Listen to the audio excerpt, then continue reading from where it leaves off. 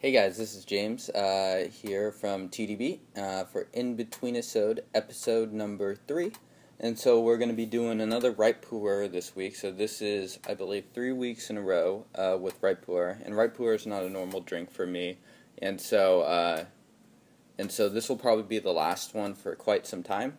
And it's kind of in accordance with the tea of the month of last month, October, that I'm doing these episodes, just because I think while these teas are fresh in my mind and I feel like I kind of have a stronger, fresher grasp of Ripe Pu'erh, I'm doing these episodes. So please check out that Tea of the Month report over at TeaDB.org. That's the Tea of the Month for October, where I just drank a ton of Ripe Pu'erh and let you guys know what's going on. So today we have a really decent budget tea, kind of like the first episode. So this is a Menghai Tea Factory 8592 from 2012.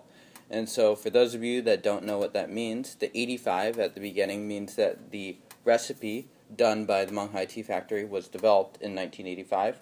The 9 means that it's average grade 9 leaves. And so those that know those grades, they go from 0 to 9. So 9 would be big leaves. So this recipe has particularly large leaves, and the 2 stands for the factory, in this case, Menghai Tea Factory. And so this is one of their most famous recipes, and it's along with like the 7572 and some of the smaller leaf ripe recipes. Excuse me. And so it has bigger leaves, and you can see here from the dry leaf, I am about 2 steeps in, and you can see, I'm going to just lean this over, that there are some stems in it as well. And these bigger, coarser leaves tend to have a little bit less caffeine. So for those that are looking to hedge around the corners to get rid of a little caffeine in their tea diet, then this could be a pretty good bet. Okay, so I am going to give this a brew. And so when I was talking about a cheap tea, I bought this for $11.50 for the entire cake about a year and a half ago. Since then, the price has gone up to a little bit under $20, but $20 for an entire cake of tea is pretty darn reasonable.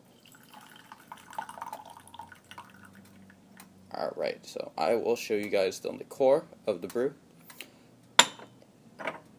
And so you can see that's just very dark. Alright, and I'm going to do one more.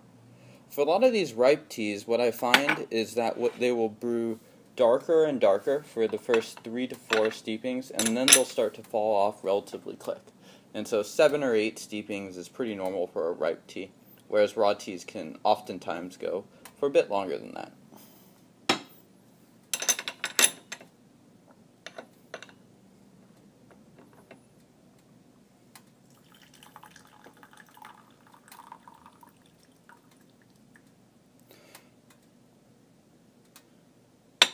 Alright, so I'm going to talk a little bit while this cools down. So this tea was created in 2012. And you know, an important thing to note for all of those that kind of pay attention, really close attention to that date of like 2012 tea, 2007 tea, whatever, is that usually will indicate the date that it was pressed. And so that doesn't necessarily mean that the tea was harvested in that same year. So for Menghai Tea Factory, what's really common for their Ripe Pu'erh especially is for them to pick it maybe in 2011 or 2010, or a mix of all 3, 2010, 2011, 2012, and then they'll undergo the ripening process for the leaves, and then they will press those into a cake. And so for anyone that's had pretty low quality Ripe Pu'erh that's been pressed pretty recently knows that there's kind of this really stinky, nasty, fishy taste. Some people even call it stinky feet that can occur in your ripe tea, and that's just kind of nasty. And so what usually happens is that time will allow it to just air out, and it will really help to eliminate that taste. So this process is really commonly exercised by Menghai Tea Factory, which is one of the reasons why you can usually buy a Menghai Tea Factory production from the current year, and it'll be ready to drink more or less out of the gate. Yeah, so let's have a go at this.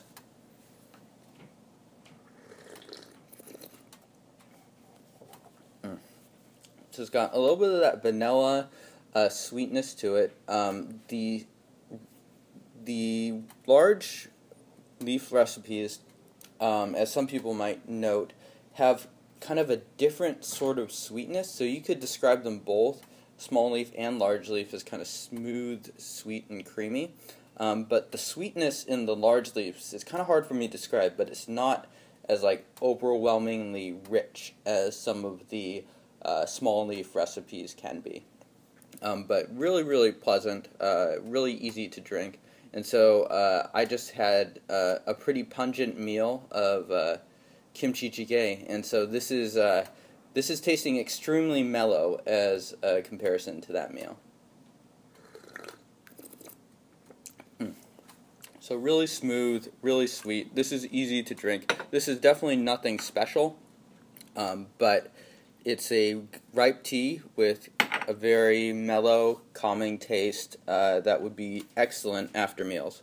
Yeah, so I'm going to sip this next one. So we can see the cup is a little bit redder, not quite as dark as that last one. So it looks like it's already starting to fall off. So if I were to continue steeping this, I would probably steep it for 10 to 15 seconds, and then I'd probably have to add 20 seconds to that after that, and it would probably stop at about 7 or 8 steeps.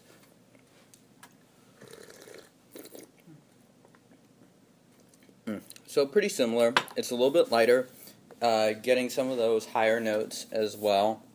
And yeah, this is just a really pleasant daily drinker. I don't think this tea would improve all that much with time, so I don't think there's a need to like buy a huge tong of these and then store them for a few years. So thank you guys for watching, and please give us some feedback on these in-between-isodes. They're still in their very early stages, so let us know what you'd like to see. If you'd like to take a look at the dry leaf for longer, if you want to see different brews, stuff like that. So we're really kind of open towards experimentation and hearing what you guys might like to see in these in-between-isodes. So thank you guys for watching, and please check us out at TeaDB.org. Lots of video content, lots of article content, etc. And thank you guys for watching.